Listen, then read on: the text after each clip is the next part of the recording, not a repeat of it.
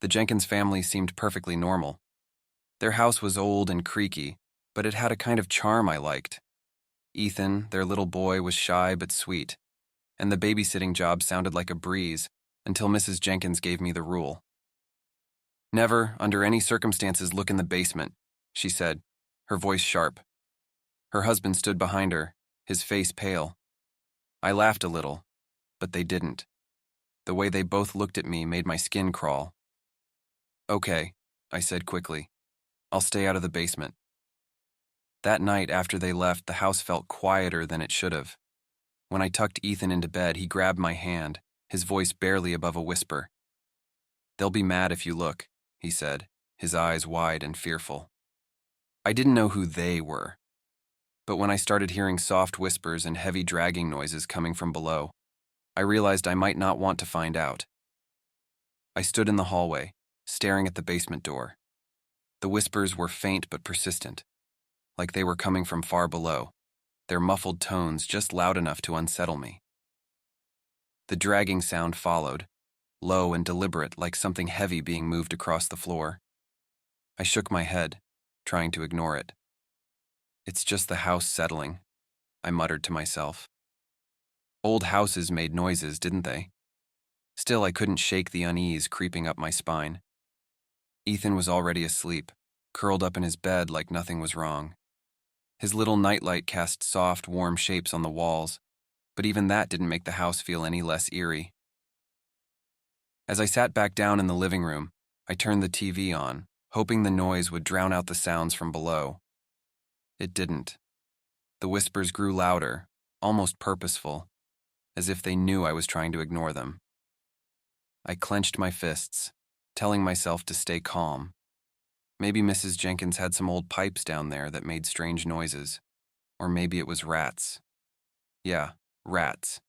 Disgusting, sure, but manageable. Then I heard it again, thud. My heart jumped, and I grabbed my phone, debating whether I should call Mrs. Jenkins. But what would I even say? "Hey, I know you told me not to go near the basement, but it's making noises and I'm kind of freaking out." No way.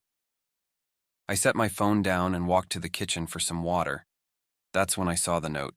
It was folded neatly on the counter, with a single line scrawled in shaky handwriting. "Whatever you hear, don't open the door." I froze. I hadn't seen the note earlier. Had they left it before they went out? Or had someone, or something, put it there after? My heart pounded as I stared at the words. The whispers had stopped now, replaced by an eerie silence that felt even worse. The basement door loomed at the end of the hallway, its edges glowing faintly in the dim light. I tried to focus on anything else, scrolling through my phone, tidying up the toys Ethan had left in the living room, but the sounds wouldn't stop for long. Another thud, then a faint scratching noise. Ethan's small, trembling voice broke through my thoughts.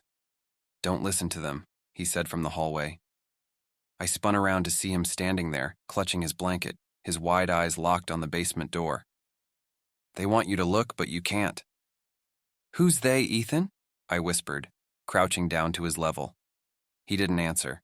He just shook his head and ran back to his room, shutting the door behind him.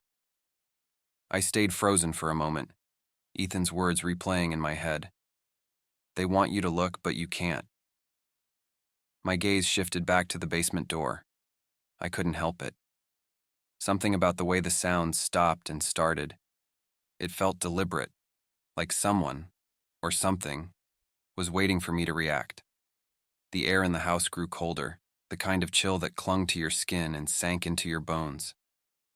I grabbed the remote and turned the TV's volume up as high as it would go, trying to drown out my thoughts.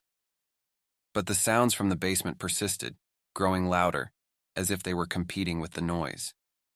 Then came the crash. A loud, bone-rattling sound echoed from below, like a heavy piece of furniture had toppled over. I shot to my feet, my pulse racing. What could have made that kind of noise?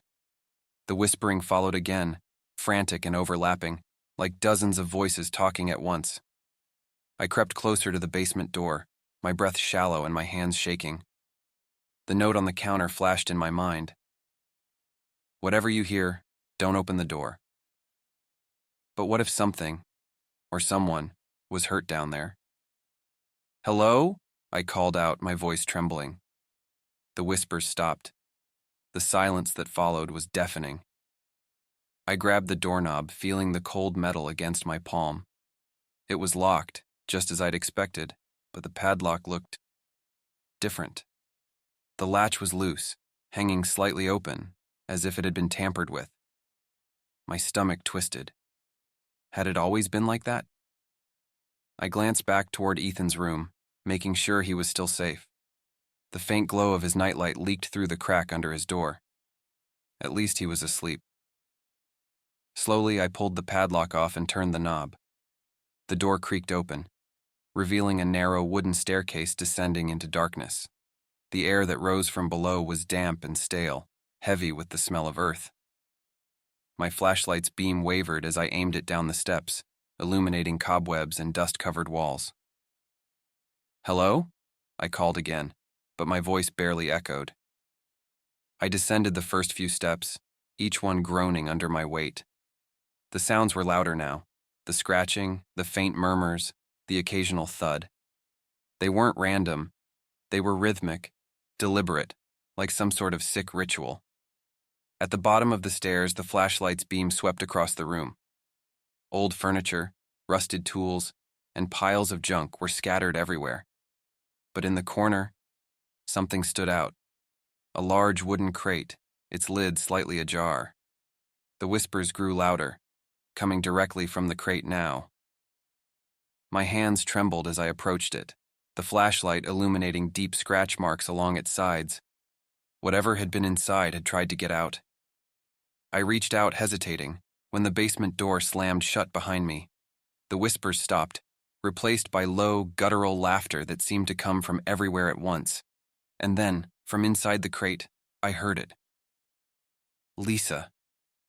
The sound of my name echoed through the basement, distorted and layered like a broken recording.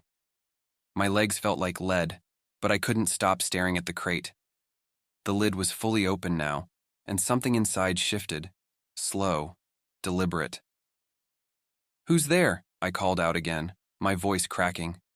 My flashlight's flickering beam barely lit the edges of the room, casting jagged shadows across the walls. The laughter began, low and guttural, filling the space like a living thing. It wasn't coming from one direction. It surrounded me, rising and falling as if the walls themselves were alive. My hands were trembling, the flashlight shaking so much the beam wobbled across the floor. The crate moved. It didn't slide or tip. It jerked forward, inching closer in unnatural bursts, like something inside was dragging it along the floor. My chest tightened, my breath coming in shallow gasps as I stumbled back toward the stairs. But before I could reach them, the door at the top slammed shut with a deafening bang. I screamed, the sound bouncing off the basement walls. I rushed to the stairs, pounding on the door with my fists. "Help! Let me out!" My voice cracked under the weight of my panic. The laughter stopped. I froze, every muscle in my body screaming at me to run, but there was nowhere to go. The silence was worse than the noise. It felt heavy, oppressive, like it was waiting for me to make the next move. And then the crate tipped over. The sound of splintering wood filled the room as the crate burst open. I turned, my flashlight catching the splinters flying into the air. A figure unfurled itself from the broken wood, its limbs impossibly long and thin, its movements jerky and unnatural. "Lisa," it said again, its voice hollow and wrong. The creature stood fully upright now, its body a grotesque imitation of a person. Its skin was pale and stretched too tightly over its bones, and its face, if it could be called that, was a nightmare. Hollow eyes stared at me, unblinking, and its mouth twisted into a wide grin filled with jagged, uneven teeth. It tilted its head, the motion too sharp, too quick, like a glitch in a video. "You shouldn't have looked," it said, taking a step toward me. I backed away, my foot catching on an old toolbox. I fell hard, the flashlight clattering to the floor and rolling away. The beam spun wildly, illuminating the creature's distorted shadow on the wall. It loomed over me, its grin widening as it reached out a long, clawed hand. "Stay back!" I screamed. grabbing the toolbox and hurling it at the creature. It hit its chest with a dull thud, but the thing didn't flinch. Its grin only grew wider as it stepped closer, its clawed fingers scraping against the concrete floor. Desperate, I crawled toward the flashlight, snatching it up just as the creature lunged. I turned the beam directly into its face, the light flaring bright in the dark basement. The creature shrieked, the sound piercing and inhuman. It recoiled, its body twisting and contorting as if the light burned it. I scrambled to my feet, taking the chance to run up the stairs. The door was still locked, but I threw my entire weight against it, pounding and kicking. "Let me out!" I screamed, tears streaming down my face. The creature's shrieks filled the air behind me, growing louder as it recovered. Just as its clawed hand grabbed my ankle, the door flew open. I fell into the hallway, gasping for air. Mrs. Jenkins stood there, her face pale and her eyes wide with terror. Without a word, she yanked me out of the basement and slammed the door shut. The creature's screams were cut off as she snapped the padlock back into place. She turned to me, her hands shaking. "I told you not to look," she said, her voice trembling. "Now it knows you." "What was that thing?" I demanded, my voice hoarse. I was shaking so badly I could barely stand. "Why is it in your house?" Mrs. Jenkins didn't answer. She just stared at the basement door, her expression unreadable. "Tell me!" I shouted, my voice rising in panic. "What the hell is going on here?" She turned to me, her face suddenly hard. "You weren't supposed to look," she said again, her tone sharp. "Take the money and leave, now." I opened my mouth to argue, but she shoved a wad of cash into my hands and pulled me toward the front door. Her grip was tight, almost painful. "Don't come back," she said, her voice low and final. "And whatever you do, don't talk about this to anyone. Ever." Before I could respond, the door slammed shut behind me. I stood on the porch, the cold night air biting at my skin. My mind was racing, replaying the night over and over. I wanted to believe it wasn't real, that I'd imagined the whole thing, but the scratches on my ankle told me otherwise. As I drove home, I couldn't shake the feeling that I was being watched. Every shadow on the side of the road, every flicker of movement in the rearview mirror sent my heart racing. When I finally pulled into my driveway, I sat in the car for several minutes, too afraid to go inside. Eventually, I forced myself to move. The house was quiet, but the silence felt wrong. Too heavy, too still. I locked every door and window before collapsing onto my bed, clutching my phone like it was a lifeline. I didn't sleep. Every creak of the house, every faint rustle of the wind, made my chest tighten. And then, just as I started to drift off, I heard it. "Lisa." The voice was faint, distant, but unmistakable. My blood ran cold as I sat up, staring at the window. Slowly, I stood and moved closer, my legs trembling. There, in the shadows outside, was the creature. Its grin was wider now, its hollow eyes locked on mine. I stumbled back, slamming the curtain shut and grabbing my phone. My hands were shaking as I unlocked the screen, and my heart dropped when I saw the notification. "We're not done yet." The scratches on my ankle began to burn, and the faint sound of laughter echoed from somewhere in the house. I realized then that whatever I'd let out of that basement wasn't going to let me go. Think you'd follow the rules, or would curiosity get the better of you? Let us know how you'd handle the Jenkins family's warning.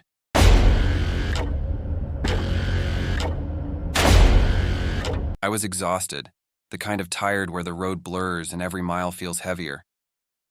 My GPS told me to take a shortcut through a small town, so I turned off the highway, expecting to shave an hour off my trip. But the moment I entered, something felt wrong. The town was completely still. No lights in the houses, no cars on the streets. Even the air seemed heavy, like the world had forgotten this place existed. As I rolled to a stop at the only working traffic light, I heard it. Laughter. It started faint, almost like it was carried on the wind, but it grew louder, sharper. I glanced around, trying to find the source, but the streets were empty. No people, no movement, just laughter echoing through the night. It wasn't playful or joyful. It sounded like it was mocking me. My hands tightened on the wheel as my pulse quickened.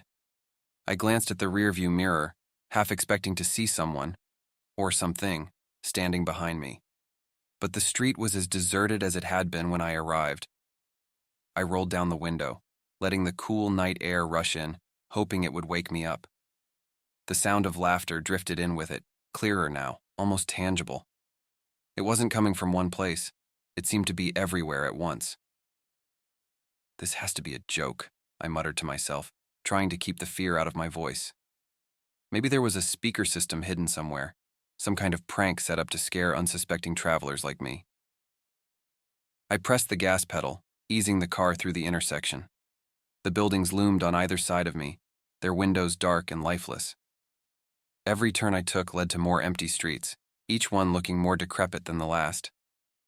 Then I spotted it, a gas station at the end of the block, its faded sign barely visible under a flickering streetlight. My heart leapt at the sight of it. There had to be someone there. I pulled into the lot, gravel crunching under my tires. The station looked as abandoned as everything else. A single pump rusted and covered in grime, the windows smeared with dust. But the door was slightly ajar, and faint light spilled out onto the pavement. The laughter followed me as I stepped out of the car. It was softer now, almost a whisper, like it didn't want to scare me away just yet. "Hello?" I called, my voice echoing in the stillness. The only response was the faint creak of the gas station's door as it swung gently in the breeze. I stepped inside, my shoes squeaking against the tiled floor. The air was thick with the smell of stale coffee and oil. The place was empty. No clerk, no customers, just faint traces of life left behind. An overturned chair, a steaming coffee cup sitting on the counter, and a radio in the corner hissing static. The laughter was louder in here, almost like it was inside the walls. My hands trembled as I grabbed the coffee cup, testing its warmth. It was fresh, still hot. "Hello?" I tried again, louder this time. The radio crackled, and for a moment I thought I heard something through the static, a word or a phrase, but it was gone before I could make it out. I turned toward the door, every nerve in my body screaming at me to leave. But as I stepped outside, I froze. My car. The driver's side door was wide open, the headlights flickering. My heart raced as I stared at the car, its headlights casting uneven beams across the cracked pavement. I knew I'd shut the door when I got out. I was sure of it. The laughter was louder now, coming from all directions. It echoed off the buildings and filled the empty lot, but I couldn't see anyone. My eyes darted to the shadows stretching across the street, looking for movement, but there was nothing. I forced myself to move, my legs trembling as I stepped closer to the car. "Hello?" I called again, my voice breaking. "Who's there?" The only response was the sound of the wind, carrying the laughter like a ghostly taunt. I climbed into the driver's seat, slamming the door shut and locking it. My hands shook as I fumbled with the ignition, turning the key. The engine sputtered but didn't start. "Come on," I whispered, trying again. The engine roared to life, and I let out a shaky breath, gripping the wheel so tightly my knuckles turned white. I glanced at the rearview mirror out of habit and froze. There was someone in the back seat. It wasn't a person, not really. Its face was pale and gaunt, its eyes sunken and black. The grin stretched impossibly wide, its teeth jagged and uneven. My breath caught in my throat as the figure leaned forward, its head tilting unnaturally to one side. "You're lost," it whispered, its voice dripping with malice. I screamed, spinning around in my seat, but the back was empty. The laughter returned, louder and more menacing. It wasn't outside anymore. It was inside the car. Panicking, I threw the car into drive and hit the gas, the tires screeching as I sped out of the lot. The buildings blurred past me as I raced through the empty streets, the laughter following me like a living thing. Every turn I made brought me back to the same intersection, the same blinking traffic light. No matter which road I took, I couldn't leave. My phone buzzed in the cup holder. I grabbed it, desperate for help, but the screen was black. It buzzed again, and a single message appeared. "You can't leave." I dropped the phone, my hands slick with sweat. The laughter grew deafening, pounding in my ears as the car jolted to a stop. I was back where I started, at the same red light. The laughter stopped abruptly, leaving the air thick with silence. For a moment, I thought it was over. Then, from the corner of my eye, I saw them. Figures, shadowy and indistinct, darting between the buildings. They were too fast to make out clearly, but there were dozens of them, circling closer and closer. My chest tightened as I realized they weren't staying in the shadows anymore. They were coming for me. I slammed on the gas, tires screeching as I shot forward through the empty intersection. The figures moved faster now, darting between the buildings, their shadowy forms flickering like static. I couldn't make out faces, just the suggestion of eyes, always watching. The laughter returned, louder than ever, rising in pitch until it became a shrill cacophony. It wasn't just outside anymore. It was in the car, surrounding me, filling every corner of my mind. I gripped the wheel tighter, white-knuckled, my breath coming in shallow gasps.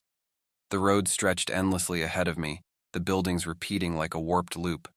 Every block looked the same, darkened storefronts, broken streetlights, and the faint outlines of the figures closing in. My headlights flickered, and for a moment, the road disappeared into darkness. When the light returned, a figure stood in the middle of the street. I slammed on the brakes, the car skidding to a halt just inches from it. My heart pounded as I stared at the figure. It was tall and gaunt, its limbs too long, its face a hollow void. It tilted its head, a slow, deliberate motion, and raised one hand to point directly at me. The laughter stopped. For a moment, the silence was worse. My breathing sounded too loud in the stillness, and I could feel my pulse hammering in my ears. I glanced around, looking for an escape, but the road behind me was blocked by more figures, their shapes blending into the shadows. I had no choice. I yanked the door open and ran, my feet pounding against the cracked pavement. The figures didn't follow right away, but I could feel their eyes on me. The air grew colder as I sprinted toward a building with its door ajar, a church, its steeple barely visible in the gloom. The door creaked as I pushed it open, the sound echoing in the vast, empty space. Inside, the pews were covered in dust, and the stained glass windows were cracked and faded. At the altar, a single book lay open, its pages yellowed and torn. I approached it cautiously, my footsteps echoing. Scrawled in red ink across the open page were 3 words: "They're always watching." The church doors slammed shut behind me. I spun around, my chest heaving. The laughter returned, quieter this time, like it was coming from inside the walls. The figures were here now, standing in the pews, their hollow eyes locked on me. They didn't move right away. They just stared, their heads tilting in unison. My legs trembled as I backed away, bumping into the altar. "What do you want?" I shouted, my voice breaking. One figure stepped forward, its movement slow and deliberate. It stopped just a few feet from me, its hollow face inches from mine. "You," it whispered, its voice distorted and overlapping. "You belong to us now." I bolted toward the side of the church, spotting a window slightly ajar. The figures didn't stop me. They just watched, their laughter rising as I climbed through the window and dropped onto the street below. My ankle twisted as I landed, sending a sharp pain shooting up my leg. I stumbled to my feet, glancing back at the church. The figures stood in the broken windows, their hollow faces illuminated by the moonlight. They didn't follow. Not yet. I limped toward my car, my breath ragged. The laughter followed, echoing faintly like it was being carried on the wind. When I reached the car, the driver's side door was still open, the engine idling softly. I climbed in, slamming the door shut, and hit the gas. The car roared to life, speeding down the road. I didn't care where I was going, I just needed to get out of that town. The road stretched endlessly ahead, but the laughter didn't stop. It was quieter now, almost a whisper, but it was still there, always just out of reach. My phone buzzed in the cup holder, the screen lighting up with a message. "You can't leave," I screamed, slamming my fist against the wheel. The headlights flickered again, and the road ahead blurred. When the light returned, the town was gone. In its place was an empty field, the road cutting through it like a scar. The buildings, the figures, the laughter, it was all gone. I pulled over to the side of the road, my chest heaving as I tried to catch my breath. The silence was deafening, almost suffocating. For a moment, I thought I was safe. Then I saw it. In the rearview mirror, shadowy figures stood at the edge of the field, their hollow eyes fixed on me. The laughter returned, faint, but unmistakable. They weren't gone. They were waiting. And I knew they always would be. Would you have kept driving or dared to confront the laughter? Share this story with someone who loves eerie tales and see what they'd do.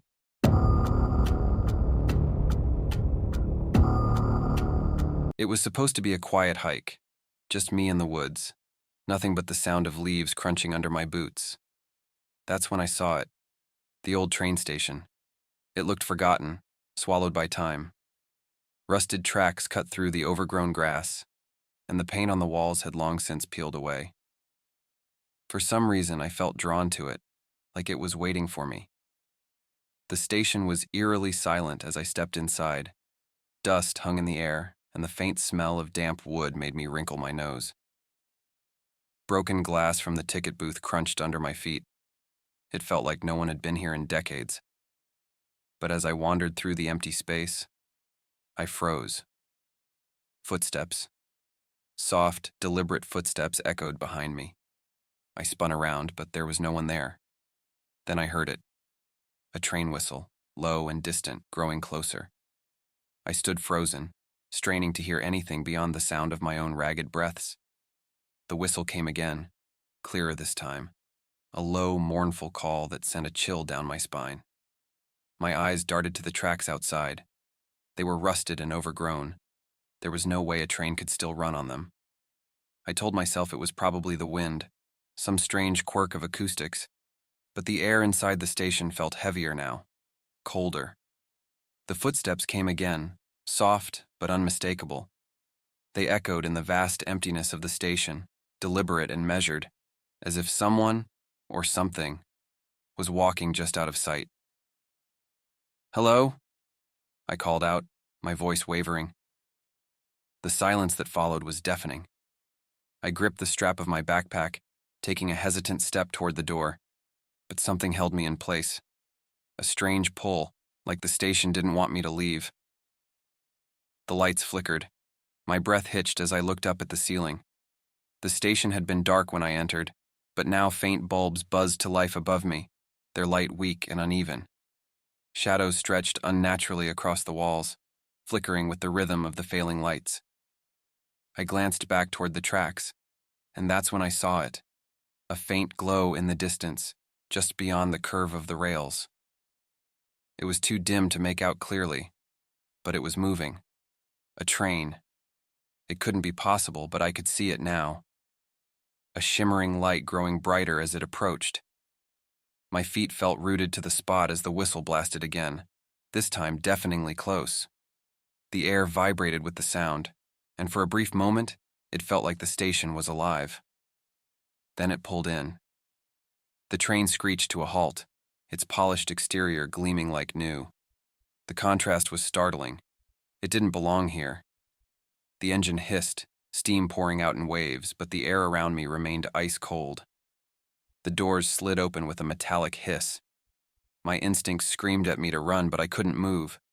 A figure stepped off the train. He wore a dark, old-fashioned conductor's uniform, the brim of his hat casting a shadow over his face. "Boarding tonight?" he asked, his voice smooth and almost kind.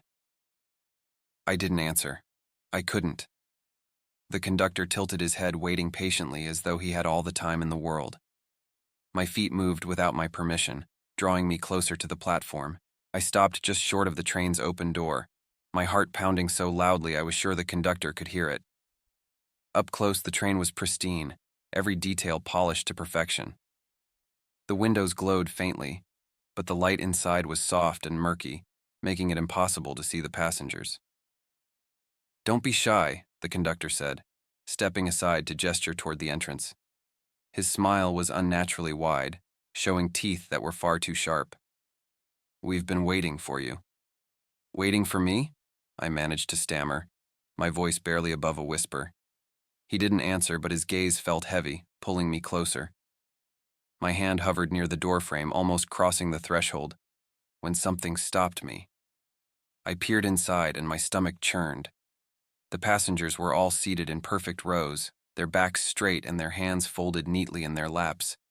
But their faces, oh God, their faces. They were pale, almost translucent, with empty eyes that stared straight ahead. None of them moved, not even to breathe.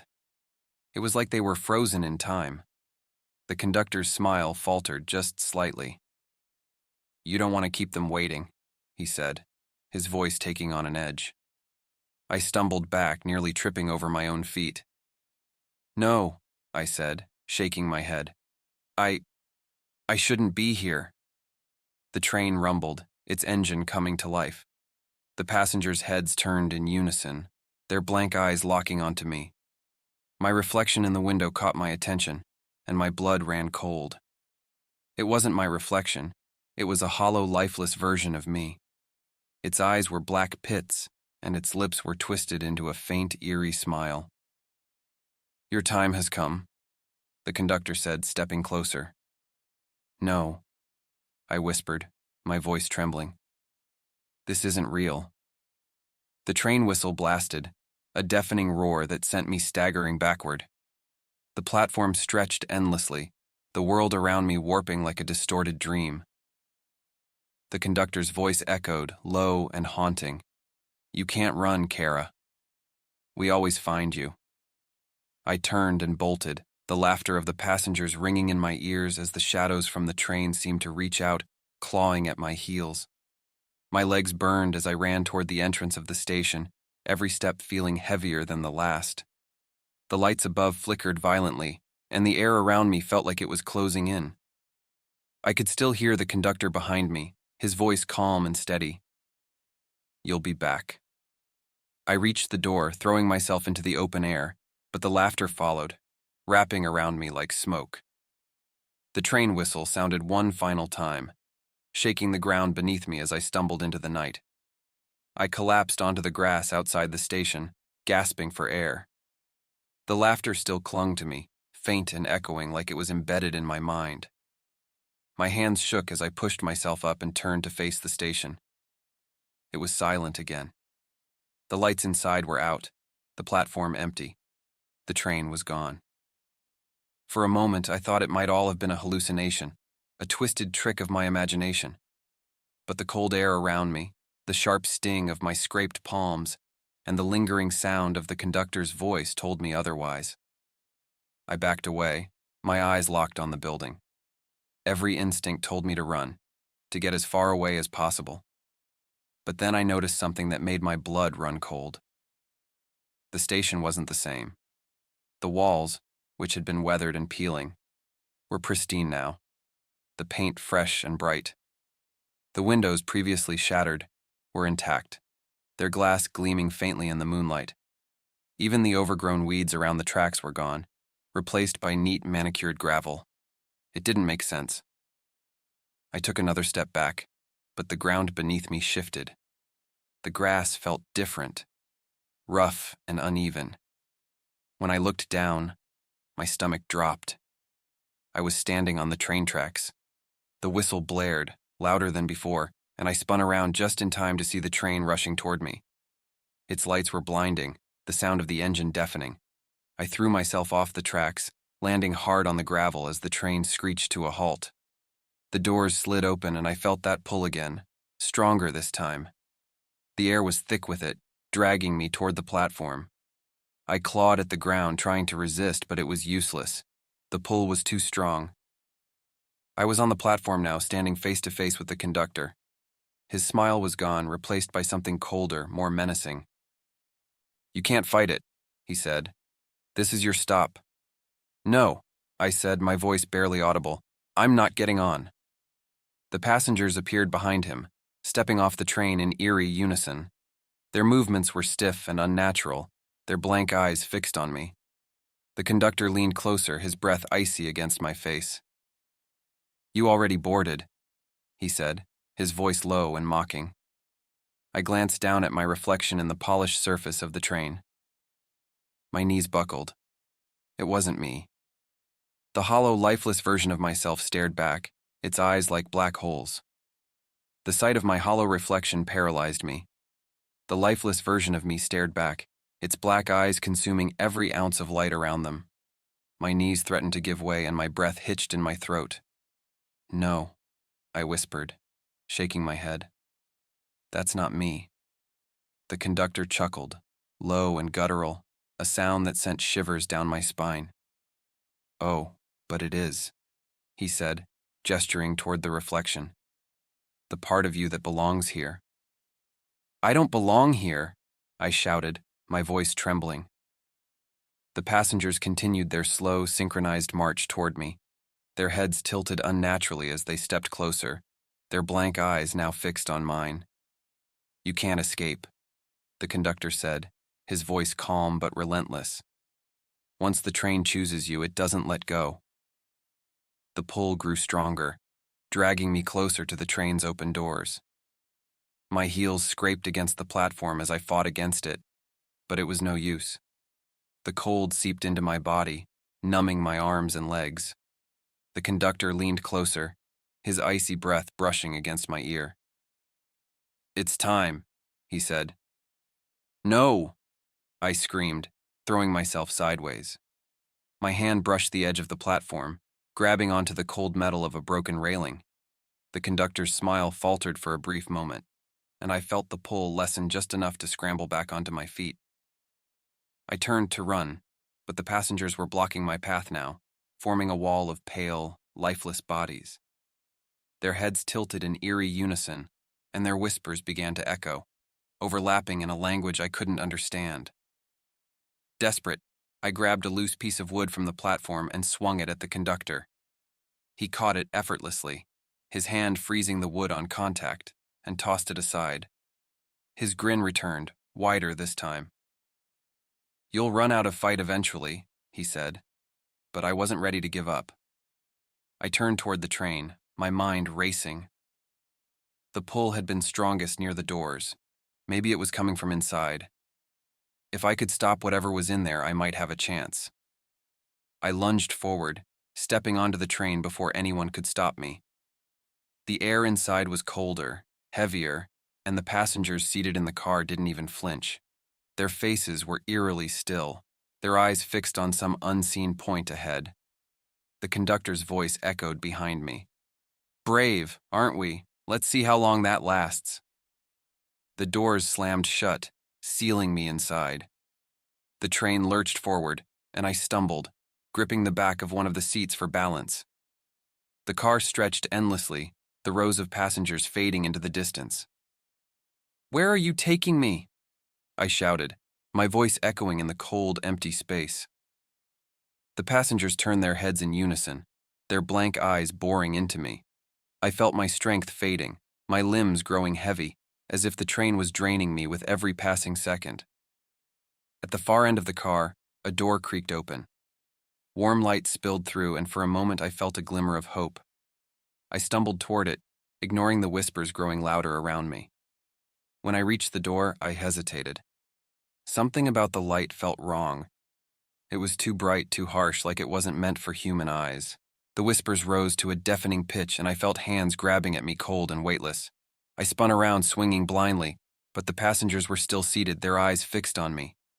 The light grew brighter, and I felt the pull again, stronger this time. My reflection appeared in the window beside the door, the hollow version of myself grinning back at me. Its lips moved, forming words I couldn't hear, but I understood them all the same. "Let go." "No," I said through gritted teeth, forcing myself to step back. The pull faltered, and the light dimmed slightly. The train screeched to a halt, and the sudden jolt sent me crashing to the floor. The whispers stopped, replaced by silence so absolute it felt like the world had vanished. I looked up to see the train doors sliding open. Beyond them was the station platform, abandoned and lifeless once again. The conductor stood in the doorway, his smile faint, but still menacing. "You'll be back," he said. "They always come back." I crawled out of the train, my entire body trembling. As soon as my feet touched the platform, the doors slammed shut and the train roared to life, vanishing into the darkness. The station lights flickered once, then went out completely. I lay there on the cold concrete, staring up at the night sky, too weak to move. When I finally pushed myself up, I noticed the station had returned to its abandoned state. The paint was peeling, the windows shattered, and the tracks were overgrown with weeds. For a moment, I thought I was safe. But then I caught my reflection in a broken piece of glass on the ground. It wasn't me. The hollow version of myself stared back, its grin wider than ever. I turned and ran, stumbling through the overgrown tracks until I reached the woods. But even as I left the station behind, I could still hear the faint sound of the whistle, growing louder with every step. Have you ever felt drawn to a place you knew you shouldn't explore? Share this story with someone who loves spine-chilling tales of curiosity gone wrong.